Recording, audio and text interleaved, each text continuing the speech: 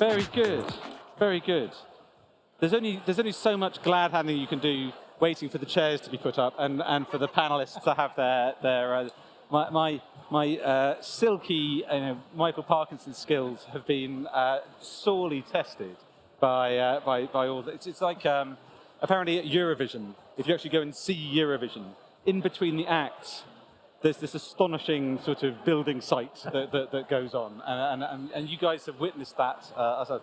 So, guys, we wanted to talk about attention and sustainability, and again, the background to this is it isn't so much about the environmental impact of our advertising, making people or directing attention towards one product or another, but it's much more just about the use of electricity and carbon in the advertising ecosystem. That's what we're talking about today, and that's the problem that we're going to... But while we can acknowledge it's a problem, we have to get our terms right. So we've been talking about attention and we're talking about sustainability. How do those two things, collide for you? Jazz, do you want to go first? Yeah, I think it's about how do we measure effectiveness on the one hand, whilst also minimising wastage, so that we can have a more effective carbon footprint. So it's the combination, just one divided by the other. Is that how you see it, Dave? Yeah, I think so. Yes and no. I think both of those two things exist in a much bigger ecosystem that we don't have time to get into today. But the main thing for me is understanding how we can put something like sustainability further up the agenda versus short-term commercial gain. And then in doing so, how do we double down on the kind of attention part of it to make sure our clients or all of us are seeing that as important? So how can attention deliver commerciality? So can you talk a little bit more, though, about exactly that? Sort of the sustainability debate sometimes happens in isolation of the commercial side. Is that a thing that you find across the work that you do? Yeah, I mean, I'm going to quote Martin Sorrell, who I saw a little bit earlier, who put it much more eloquently than I did. Macroeconomic factors abound at the moment and likely to continue on a downward trajectory for the next year, 2 years. And in doing so, clients, and I can only speak for myself, but I'm sure it's probably similar to a lot of the agencies in the room, a lot of our clients are doubling down on the short term, we just need revenue now. And in doing so, performance marketing, mid to low funnel is more important. And then does that kind of clash with the sustainability aspect, or do they deprioritize, maybe unintentionally, sustainability? Yeah. Sustainability is a cost at the end of the day. Right, yeah. Yeah. Oh, but Claire, is it either or? I don't think you have to compromise. To me, like attention and sustainability are the perfect marriage between getting what you pay for, getting what you want to buy, and then having the welcome benefit of it just so happening to be good for the planet. I don't think you need to compromise. I don't think you need to compromise performance in the pursuit of better performing inventory or doing the right thing. I don't think it's a sort of, our viewability score's like really high, but we also have to pay for the fact that I think you can do both. But I think right now there's a sort of absence of, I wouldn't say direction. I think there's a lot of movement and there's a lot of momentum, but I think what we're lacking is like, these are the ways. Yeah. And so we're still very much in an experimental stage where, we're constantly tinkering at Good Loop about how can we do this, how can we do this differently, how can we get brands to say one thing in their communications, but make sure that the way in which they're delivering their advertising stays true to what they're trying to say in their campaign messaging. And that doesn't just apply to sustainability. That can apply to any purposeful campaign or just good practice. Yeah. Yeah. So I don't know if it should be viewed as another cost necessarily, but more of a sort of hygiene factor of how to deliver really good advertising where it's supposed to be. And Silke, is that, do you see a tension between these two things, or is there an opportunity? Because, a principle isn't a principle until it costs you money, as someone said. Does sustainable advertising have to be more expensive? Sustainable advertising has to be more expensive. I guess it's getting a yes and no. I think sustainability is an outcome. it's a result of driving more collaboration amongst everyone in the chain, be that from a buying perspective or a supply perspective. And then attention is a proxy to gain better sustainability, at least I believe so. So it's a piece of the puzzle, but sustainability should be seen as the umbrella, like reducing carbon footprint overall is the end goal. Yeah. That's what we want to achieve. And I guess, I hope we all agree, we can't get it all perfect, but looking for partners, looking for ways, for opportunities, for collaboration, for partners from a brand perspective who want to drive this sustainable outcome and driving campaigns forward, I think that's where we can start and where we can put our best foot forward. Yeah. Because, I mean, I suppose that in some ways the most sustainable thing that we could do is not advertise at all. Then there would be no, and we wouldn't be able to come and enjoy the free drink here. There'd be no point in doing that. So but there's a sort of a shareholder imperative to make money out of your advertising. I mean, Claire, you were saying that you don't have to compromise. So where are these unicorn things where you have high attention and low carbon? Yeah. So I guess those incidences already exist, right? We talk about wanting to build an ecosystem that facilitates this kind of thing.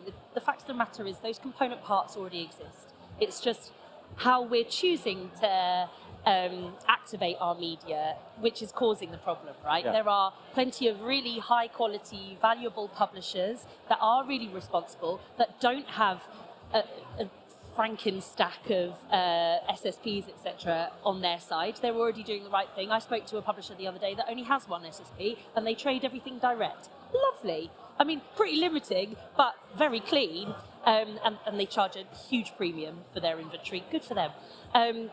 So I think the component parts exist, but over the past 10 years, we've become sort of addicted to the various intermediaries across all of it, and we've become so reliant on getting transparency from X, Y, and Z player and having to pay for this to cover that, and so we don't want anyone taking any more snips of that very small pie as it is in terms of meaningful media. But for me, by reducing your wastage, by reducing those terrible long-tail sites that no one pays any attention to, so are useless in terms of building your brand anyway.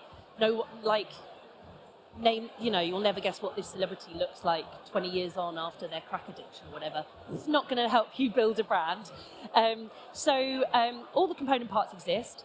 It's just how you choose to get there. Yeah. And that for me is it's almost like a back to basics re-education of how to activate really good quality campaigns using responsible intermediaries and players throughout the chain. Yeah. That's a good point to put to Jazz and to Dev here, because obviously every extra step you put into the programmatic journey adds a bit more carbon into it. The computers have to talk to each other, and they have to bid on each other. So one of the things I suppose Claire is alluding to here is if you just buy directly from a publisher, there's one message going from one computer to another. If you're buying programmatically, there can be thousands of servers, and that really is where the carbon cost of advertising sort of goes through the roof. And is this something that in your agencies you've been dealing with, sort of simplifying the supply path, or do you see it in a slightly different way? I think one of the ways to tackle that is through carbon offsetting as well. I think you can't tackle all of the upstream and downstream processes in programmatic buying, but I think, as you said, Claire, everyone needs to be proactive and take steps to improve that. And I think whilst I can't personally go and stop all of those individual steps that are happening and simplify it in every single campaign, we can apply carbon offsetting to our campaigns in order to improve the carbon footprint of those campaigns. Yeah, I agree. I think the big ecosystem you mentioned at the beginning, right? You've got general energy generation, the generation of the energy powering servers, powering AI, that needs to be green. Yeah. That's a much bigger problem than we can solve on the stage. Then you've got governmental legislation, classically slow to move.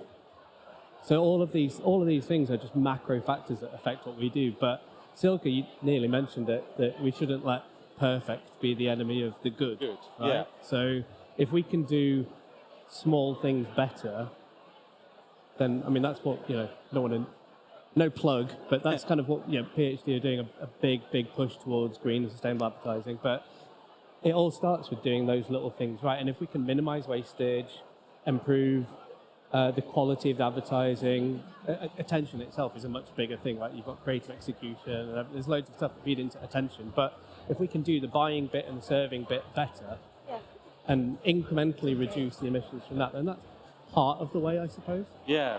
Silke, I mean, to that point, so we're all doing our bit in different ways. How can you then go and try and buy ads that people are going to notice that also accidentally are lower in their carbon emissions? How do you do that? I feel like an answer to that would be innovation and getting tech partners who are really driving innovation. And I feel, without talking too much about OneTag, but that's kind of... That's exactly the way we want to... Sponsoring it. I feel like that's one of our unfair advantages. We have come late to market as an SSP, but our technology addresses everything around that is to do with wastage, with ad fraud, and with the ability to have our own proprietary technology, to not having to go to third parties, so to not having to waste more computing power to understand, is this placement specifically better quality in terms of attention or viewability or completion rate. And we do that all on our own, and we feed that back both sides. So the transparency element, again, where everyone in the chain can actually learn and how to improve. So when you talk about long chain publishers, if we were to pass them on our data, they could also improve. So overall, in the entire ecosystem, how can we take all the responsibility? And actually, to your question earlier, should we stop advertising? I think it's not about stopping advertising. It's about that element that goes above and beyond, where people are greedy and doing something not for the right reasons. And if we're all in the same boat of leading with responsibility and we wanting to do the best thing, then I think that's the way of moving in the right direction to deliver better, more sustainable, quality advertising to everyone in the whole ecosystem. Claire, from what you were saying, it sounds like you can be greedy, and you can also be green at the same time. That there is there's opportunities out there to have ads that people actually notice and actually drive behaviour change that are also less sort of carbon intensive. I think I'm not going to say that Goodloop have got a silver bullet for all of that, but we're trying. I think just a couple of things. The incremental gains is ultimately what we're trying to encourage, right? Behaviour change, tooling people up with useful things that are going to go beyond just measuring and beyond just offsetting. That's a really short-term way of dealing with this. Might help us for the next quarter, but then what are you going to do? You've done your measuring, now do something. Yeah. You can't just keep on burn now, pay later, as it were. That's what we call it at Goodloop. I'll just maintain the status quo, won't change anything. I'll just buy a bunch of carbon offset credits, job done. Add net zero in 2030, UK economy wants to be net zero by 2050. We'll deal with it another day. Regulation is coming, right, across in both Europe and the US. So for me, these incremental gains are, let's start enacting them now so that A, you're prepared, and B, you stop causing short-term damage. That's ultimately laddering up to huge, environmental concerns. I mean, we're relatively lucky here in the UK. We experience a couple of 40-degree days in the summer. Our dogs all just fall asleep for 3 days. We just sit there in our pants and complain. But other countries are really suffering the effects right now. And partnerships that we've got established in different countries, such as Brazil or Australia, they're feeling those effects. So sometimes I think we worry too. We're like, oh my God, the advertising industry is responsible for saving the planet. We only account, the internet as a whole only accounts for 4% of global emissions. Advertising around about 50% of that at the moment, but that is on track to double. It's 2% of all global emissions is people sending ads to phones. Across the internet, yeah. Right. It's a bit of a mucky secret. So I think, offsetting plays one part of it, but mostly it's about insight and doing something. Just do something differently. Don't be afraid. there are going to be mistakes. And I think we've talked about this certainly, like some of the inertia that's happening is people are like, I know this is the right thing to do, but I'm scared of getting it wrong. And again, it's the pursuit of perfection. Because one of the things here is, there is this opportunity out there for high attention and high impact and low carbon advertising that there's there. But what do you think then?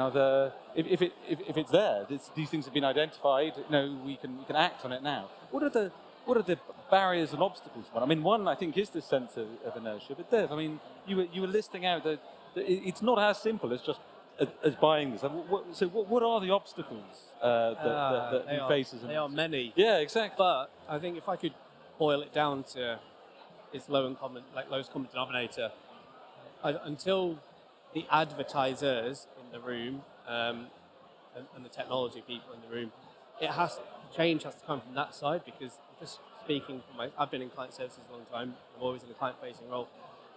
If I say to a client, do you want some green advertising as part of your campaign, they'll say, well, how much revenue is it going to drive me? So I don't feel like, until it's, to your point, until it's sustainable by design, clients will still buy revenue-generating advertising. And until the revenue-generating advertising is by default greener, the change has got to come from our side. One or two will come from the client side, but I think companies are facing bigger problems. So, Jas, is that something that you recognise as well? I agree with that, but I also think, Silke, what you said earlier, that the actual one of our objectives should be sustainability. Like, one of our objectives is ROI, but one of our objectives should also be That'd sustainability. Be nice. It would be nice. It's an ideal world, right? Yeah. So I think that if that is our objective, then we are able to use that as a measure of effectiveness of our media. If our only objective is ROI, then we'll never get to that point where we will be able to only run sustainable media and, support the climate crisis the best way that advertising can. And also, just to add to that, like we all know from the ANA report, 15% of investment gets wasted, 21% of impressions are wasted. So if we have ROI as a performance indicator, then should we also take those stats into consideration if we don't have sustainability as a kind of goal to work towards? I think the onus is on us, but it's a client education piece. Yeah. Instead of, can I just get cost-effective reach? Like, well, actually, can we just reach less, but more of the right people? Yeah. And in doing so, save on what you just said there. Yeah. Save on wastage equals greener advertising, equals more effective advertising. Yes, because also to your point earlier around the kind of is it possible to be greedy and also be green? It's the volume value, right? If you are more premium, then of course you should be paid more. In the same way how you don't pay the same for Primark and Gucci. Yes. It's interesting that the way of squaring the circle seems to be to start with the profitability. To find the most effective things and then also show that it's green. But Jas, you're saying that in a perfect world, it'd be quite good if you could have two objectives. But in this very fallen universe that we live in, very dark usually one is slightly more important than the other, because paying a green premium can be quite difficult to sell into the CFO. So I think it's interesting that the obstacles seem to come from this immediate need to make money and to make sure that we can show the ROI on those things. But where's the opportunities then? Does that also mean that there's another way of thinking about it? Yeah, I was just thinking that if you're already driving strong performance and hitting your ROI targets, but there's all this wastage, as you said, Silke, like 15% of your impressions are not even seen, then actually couldn't that budget be better invested in greener pursuits? So I think there is a solution there. If you're saying that actually, so many of your ads, no attention is paid to them. If you're actually optimizing, therefore, to attention, the incremental budget that you have that's not being invested could be used to offset carbon or invest in better publishers. Well, there's nothing more expensive than an ad that no one looks at. Yeah. Claire, you were going to say? Yeah, sorry, better quality inventory bypasses the need to invest in offsetting anyway, right? Like, I think there's also so much that you need to do prior to the campaign going live. So, doing as much as you can, even before you've even delivered your creatives to your agency. Get your production agency to be working differently as well. and encourage different ways of working there, so that you're not constantly having to remedy the outcome and you can just avoid it in the first place, which again is far more efficient, much better, really, really lovely. And certainly that's what we've been building tools to enable people to do in the first place. Before you've even set it live, let's just do something here and optimize this way, and this way, and you're good to go. And then even if you maintain the status quo with your method of delivery, at least you've dealt with your creative element. And then the opposite can be true. Run the same creative, don't do anything to it, see where you're at with that, with your status quo, and then start driving, like setting yourself targets. That's another big barrier. There's so marketers, both brand and agency side, know that they have to do something. They know that a change has to happen, but only 16% have set any targets. Yeah. So that's based on our in-house research. So how do we bring people to the table and make them not fear this, make them not worry about being one tweet away from accusations of greenwashing? The simple fact is, if you're running campaigns in this way, you don't have to talk about it to your consumers. It's not a consumer-facing thing. The left hand need not know what the right hand is. Exactly. It could just be something that you tell your shareholders and your investors and your staff, crucially. Yeah. This really matters to young, it should matter to all of us, whether you're a parent or not, right? The planet that your children and the next generation are inheriting is inheriting this terrible mess, but also the employees that you're bringing into your organisations really care about this as well, and they want to know that you go beyond just having 3 different recycling bins.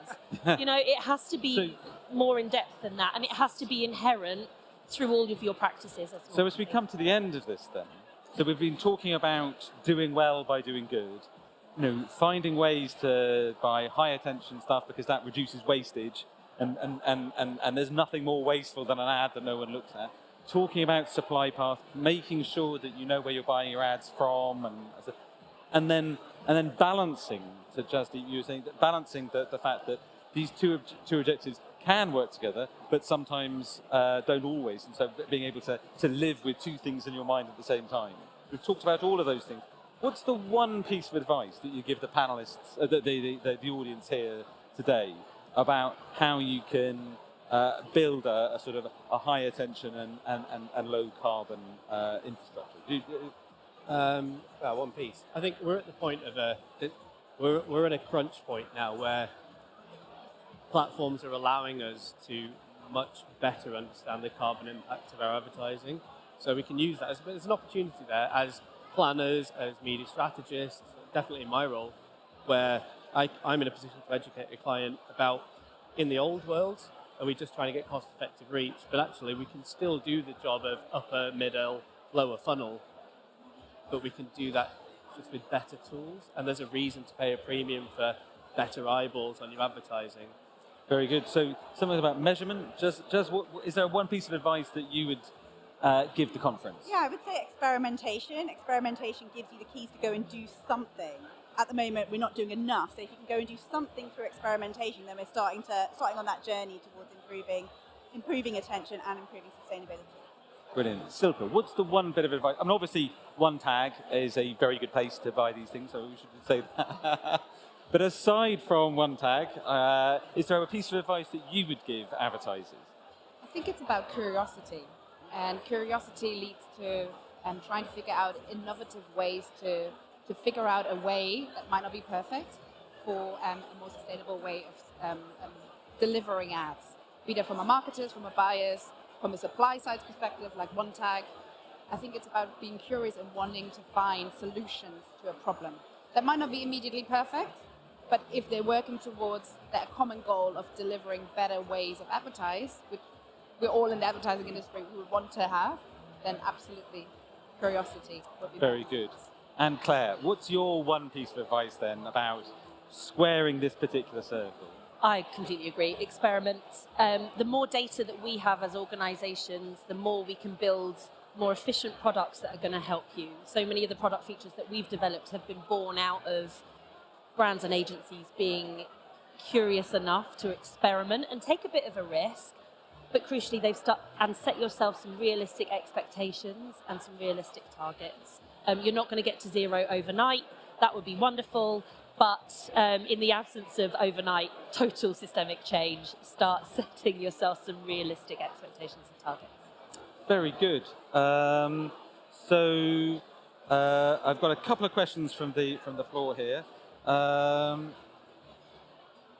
So one question is, I suppose we have talked about this a bit, but it's important to say is, does sustainability always have to come at a high price? And if it does, why? And if not, why not? And especially for smaller startups, you know, many of you are in the room today, when they're advertising, do they have to pay a green tax for doing the right thing? So, Silke, does it always have to? Do you always have to pay a green premium? I don't think you always have to, because obviously price has been considered by publishers, right, based on their premium inventory. But I think from a SSP perspective that we come from, is we have the ability to see all of the data analysis based on placement level analysis, which from a retention perspective is brilliant. But also from a payment perspective, we don't have to verify with any other third party. So what we offer is actually the same price as if you would buy via your normal DSP. So working with innovators in the supply space is you get all of the premium supply that you want and what delivers against your success metrics for the same price and plug it into any other. So it's about innovation and the curiosity of finding new suppliers that can enable that kind of thing. So I do think, yes, sometimes you do have to pay a premium because sometimes the placements across publishers are more expensive.